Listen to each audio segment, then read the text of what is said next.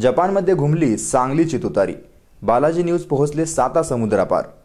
जपानमधील डॉक्टर बाबासाहेब आंबेडकर पुतळ्याच्या अनावरण समारंभाचे वार्तांकन थेट जपानहून. पाहुयात बालाजी न्यूजचा हा स्पेशल रिपोर्ट. एक तुतारी द्या मजा आणूनी, फुंकीन ती मी स्वप्राणाने, भेदून टाकीन सारी गगने, दीर्घ तिच्या किंकाळीने.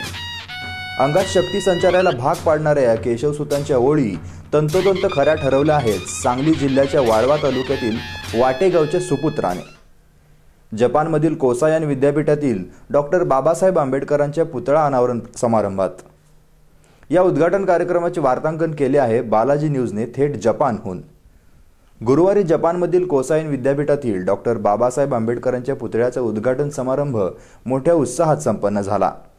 महाराष्ट्राचे मुख्यमंत्री देवेंद्र फडणवीस यांच्या हस्ते पुतळ्याचे अनावरण झाले.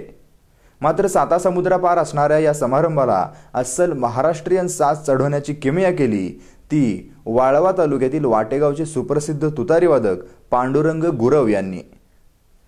गुरुवारी दुपारी 3 वाजता टोकियो शहरामधील प्रसिद्ध वाकायामा येथील गिंजा स्क्वेअर चौकामध्ये माननीय मुख्यमंत्री देवेंद्र फडणवीस यांचे आगमन झाले आणि व्यासपीठावरती पांडुरंग गुरव यांच्या तुतारीच्या निनादात कार्यक्रमाला सुरुवात झाली. यावेळी जपानमधील नागरिकांनी टाळ्यांच्या कडकडाटात त्यांना दाद दिली.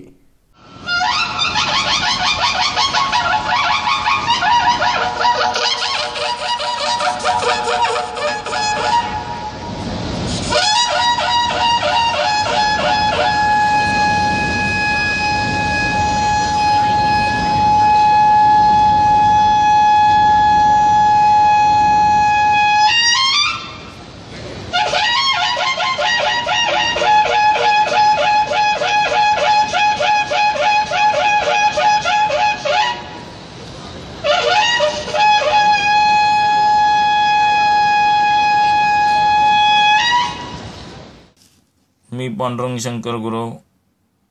आज मी जपान येथील टोकियो शहरामधील वाकायामा येथील गिंजा स्क्वेअर चौकामध्ये माननीय मुख्यमंत्री देवेंद्र फडणवीस साहेब यांचं 3 वाजता बरोबर आगमन झालं. तेथील स्थानिक नागरिकांना पांडुरंग गुरव यांनी फेटे बांधून वातावरण भगवेमय केले.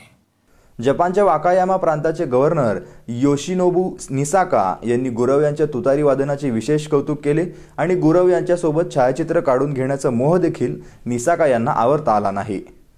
त्यानंतर सुभाष नकाशे यांच्या लावणी नृत्याने तर जपानीज नागरिकांना फेर धरून फुगडी खेळण्यासाठी मोह घातला.